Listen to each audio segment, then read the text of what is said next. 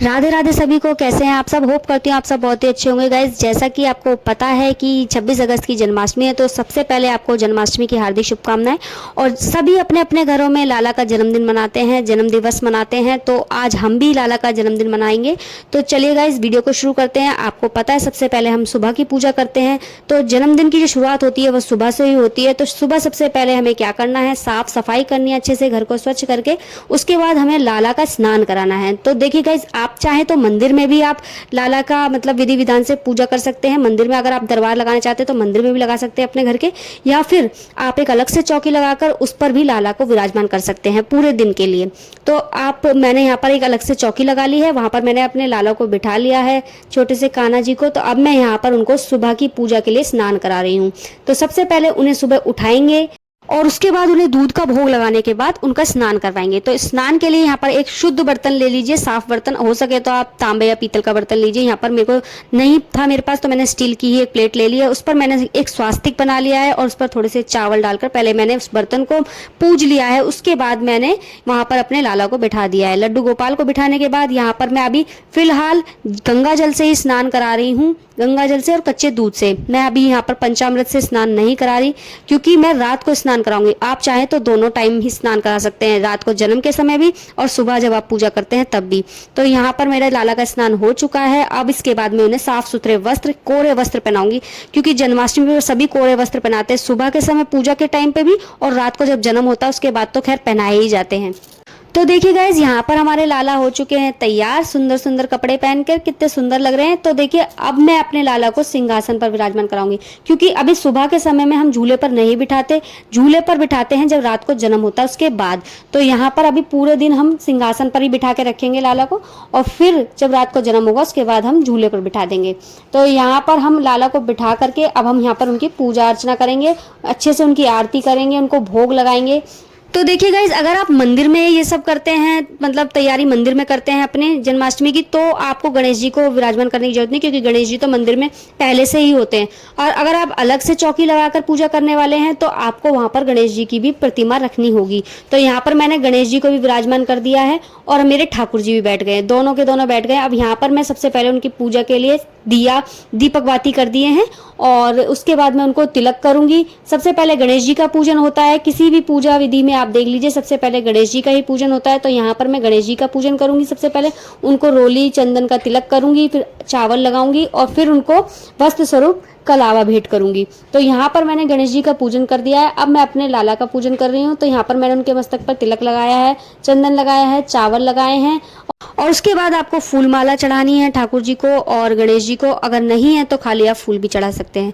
तो देखिए, यहाँ पर मैंने गणेश जी का और ठाकुर जी का पूजन कर दिया है। और दीपक जब जल जाता है तो उसके बाद दीपक का भी पूजन करना होता है। तो आप दीपक पर भी तिलक लगाइए, फूल चढ़ाइए। और ये हो गया हमारे दीपक का भी पूजन। अब इसके बाद हम ठाकुर जी को और गणेश जी को भोग लगाएंगे।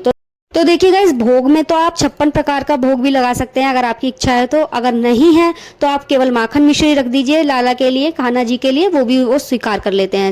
सच्चे मन से, सच्ची श्रद्धा से की हुई पूजा ही वो स्वीकार करते हैं, चाहे आप रखने को कुछ भी रख दीजिए। तो देखिए गाइज, यहाँ पर मैंने सबसे पहले तुलसी दल रखा है, क्योंकि बिना तुलसी दल के हमारे लाला भोग स्वीकार नहीं करते। और यहाँ पर मैंने गणेश जी के लिए अलग से भोग रखा है, क्योंकि गणेश जी की भोग में कभी तुलसी नहीं डाली जाती। तो यहाँ पर अब मैंने गणेश जी का भोग रखने के बाद मैंने ठाकुर जी का भी भोग दिया है, उसमें थोड़े सा मैंने तुलसी दल डाल लिया है, क्योंकि यहाँ पर जो मैंने मेवा मिष्ठान रख दिया। आप चाहे कोई भी भोग लगाएं ठाकुर जी को, बिना तुलसी दल डाले भोग नहीं लगाना चाहिए, क्योंकि वो बिना तुलसी के भोग को स्वीकार करते ही नहीं है।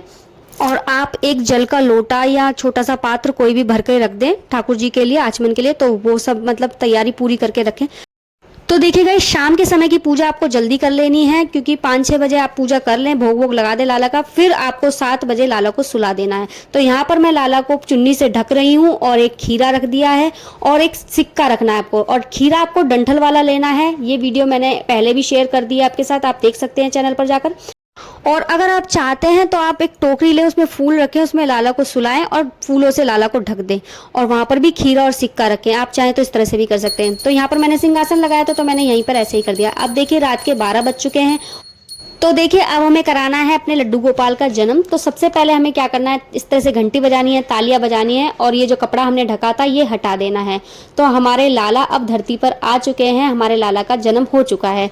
अब इसके बाद हमें नाल छेदन की भी एक प्रक्रिया होती है, वो करनी है। तो हमने जो खीरा और सिक्का रखा है उससे हमें करना है नाल छेदन। जब एक बच्चा पैदा होता है तो माँ के गर्भ से जब वो निकलता है तो उसके साथ एक नाल आती है जिसे काट कर माँ से बच्चे को अलग किया जाता है। तो इसी तरह से एक खीरे से, मतलब जो खीरा जो डंठल वाला जो होता है उसका हिस्सा जो अलग किया जाता है खीरे से, और डंठल वाले हिस्से को जो हमें किसी गमले में, किसी मिट्टी में दबा देना है और जो खीरा है उसे हमें वहीं रखना है। सबसे पहले उस खीरे का ही भोग लगाना है हमें ठाकुर जी को। तो उस खीरे को वहीं रख दें और सिक्के को वार फेर करके भी वहीं रख दें। तो अब उसके बाद हमें क्या करना है, अब यहाँ पर हमने नाल छेदन भी कर दिया है और लाला का जन्म भी हो गया है। तो अब हमें उन्हें स्नान कराना है। स्नान हमें पंचामृत से कराना है। आप चाहें तो अलग अलग 5 चीज़ों से स्नान करा सकते हैं या फिर आप पंचामृत एक में मिलाकर भी आप स्नान करा सकते हैं। तो मैंने आपको ये वीडियो भी शेयर कर दिया कि पंचामृत कैसे बनाना है आपको। अगर आपको वो वीडियो देखनी है तो चैनल पर जाकर आप देख सकते हैं। तो यहाँ पर मैंने अलग अलग ना करके एक में ही मिलाकर सब चीज़ें, 5 चीज़ें एक में मिला करके यहाँ पर मैंने लाला का स्नान करा दिया है। और अब स्नान कराने के बाद उन्हें दोबारा गंगा जल से स्नान कराना है। फिर उन्हें एक साफ शुद्ध कपड़े से पोंछकर उनको पोशाक पहनानी है। तो देखिए यहाँ पर हम एक सुंदर सी पोशाक पहना रहे हैं अपने ठाकुर जी को और उसके बाद हम उन्हें सुंदर सा सजाएंगे भी। अब यहाँ पर मैं उन्हें सारी चीज़ें पहनाऊंगी, उनके गले में माला भी, उनके हाथों में कड़े भी और सुंदर सा मुकुट भी लगाऊंगी। और मोर पंखी और बांसुरी का बहुत महत्व होता है आज के दिन। और आप चाहे तो उन्हें उपहार में मोर पंखी और बांसुरी, लकड़ी की जो बांसुरी होती है वो आप उन्हें उपहार में दे सकते हैं। तो यहाँ पर मैंने उनको अब तैयार करने के बाद इत्र, क्योंकि इत्र ठाकुर जी को बहुत प्रिय होता है तो आप इत्र भी उन्हें जरूर लगाएं। और इत्र लगाने के बाद हमारे ठाकुर जी पूरी तरह से तैयार हो चुके हैं, रेडी हो चुके हैं। अब हमें लाला का केक काटना है। मैं मजाक कर रही हूँ, मैं केक तो नहीं लेकर आई थी, लेकिन आप चाहें तो केक भी ला सकते हैं विदाउट एग। तो देखिए अब हमारे लाला तैयार होके झूले पर विराजमान हो गए हैं। यहाँ पर अब हम उन्हें झूले पे बिठाएंगे, क्योंकि जन्म होने के बाद लाला को झूला झुलाना है। तो हम उन्हें झूले पे बिठाएंगे। उसके बाद हमें उनकी आरती करनी है, सबसे पहले उनकी पूजा करनी है। तो हम यहाँ पर दिया जलाएंगे। और देखिए गणेश जी का पूजन हमने सुबह ही कर दिया था, तो यहाँ पर हमें दोबारा पूजन करने की आवश्यकता नहीं है। आप यहाँ पर सिर्फ ठाकुर जी का पूजन करें अभी, क्योंकि ठाकुर जी जन्म हुआ है तो स्नान कराया है, उसके बाद हमें उनका दोबारा पूजन करना होता है। तो यहाँ पर उनको तिलक लगाइए, चंदन लगाइए और चावल लगाइए और उसके बाद हमें यहाँ पर उनको भोग लगाना है। तो भोग में आप 56 प्रकार के भोग लगा सकते हैं, आपकी इच्छा है तो। अगर नहीं है तो आप साधारण भोग भी जो आपके घर में बना है आप लगा सकते हैं। फलाहार, मिष्ठान, दूध, दही, मक्खन, मिश्री, जो आपका मन करे आप वो सब भोग में रखें। और देखिए यहाँ पर मैंने भोग लगा दिए हैं जो जो मेरे पास भोग थे। देखिए धनिये की पंजीरी का भी बहुत महत्व होता है और पंचामृत का बहुत महत्व होता है। तो ये 2 चीज़ आप जन्माष्टमी पर जरूर बनाएं, आप इनका भोग जरूर लगाएं, वो भी तुलसी दल डालकर, ठीक है। और यही, क्योंकि आपको क्या करना होता है, जब ये सब करने के बाद, पूजा वगैरह करने के बाद, जल अर्घ वगैरह आप दे देते हैं, उसके बाद आपको इसी पंचामृत से और धनिये की पंजीरी से ही व्रत खोलना होता है। तो देखिए बहुत सी जगह ऐसा होता है कि व्रत जो है फलाहार रखा जाता है और बहुत सी जगह ऐसा होता है कि व्रत जो है मतलब पकवान, पूरी पकवान बनाए जाते हैं और अन्न से व्रत खोला जाता है। तो मेरी ससुराल में जो है अन्न से व्रत खोला जाता है और मेरे पीहर में ये व्रत फलाहार किया जाता है। तो जिसके घर में जैसा होता है आप वैसे करें। और यहाँ पर अगर आप पकवान बनाते हैं तो आप पकवान का भी भोग लगाएं। और उसके बाद हमें ठाकुर जी की आरती करनी है। आरती, और देखिए आरती करने के बाद आपको चंद्रमा को अर्घ देकर आना है, क्योंकि चंद्रमा को अर्घ देकर ही ये व्रत खोला जाता है। तो यहाँ पर मैंने एक लोटा रखा था पूजा के समय में, उसी लोटे में मैं थोड़ी सी अजवाइन डालूंगी, थोड़ा सा मीठा डाल लें आप। मीठे में आप कुछ भी डाल सकते हैं, जो आपने घर में बनाया है वो भी डाल सकते हैं। खीर का भोग लगा सकते हैं आप, तो खीर भी लोटे में डाल सकते हैं, या कुछ भी जो भी आपने बनाया मीठे में वो आप जल के लोटे में डालें और उसके बाद आप चंद्रमा को अर्घ देकर आएं। तो देखिए यहाँ पर पूजा हो जाती है संपन्न। और इसके बाद आपको क्या करना है, देखिए पूरी रात आपको ठाकुर जी को इसी तरह से बैठे रहने देना। आपको क्या करना है, जब आप सोने जाएं उससे पहले आपको ठाकुर जी को भी सुलाना है। जैसे आप रोज सुलाते हैं ऐसे ही आज भी आपको ठाकुर जी को सुलाना है। झूले पे से उतार के उनको सिंहासन पर या उनका बेड वगैरह जो भी है आप उस पर ठाकुर जी को सुलाएं। उनकी ज्वेलरी हल्की करें, उनके कपड़े हल्के पहनाएं, उसके बाद आप ठाकुर जी को सुला दें। और तो इस तरह से आपको पूरी जन्माष्टमी पर उन ठाकुर जी के साथ दिनचर्या रखनी है। आपको इसी तरह से अपनी जन्माष्टमी मनानी है और ठाकुर जी का बर्थडे सेलिब्रेट करना है। तो चलिए गाइज, अगर आपको मेरी आज की जानकारी और वीडियो अच्छी लगी हो तो प्लीज़ लाइक, शेयर, कमेंट जरूर करें। चैनल को सब्सक्राइब करें बिल्कुल ना जाएं। तो चलिए गाइज, मिलती हूँ मैं आपसे नेक्स्ट वीडियो में। तब तक के लिए राधे राधे।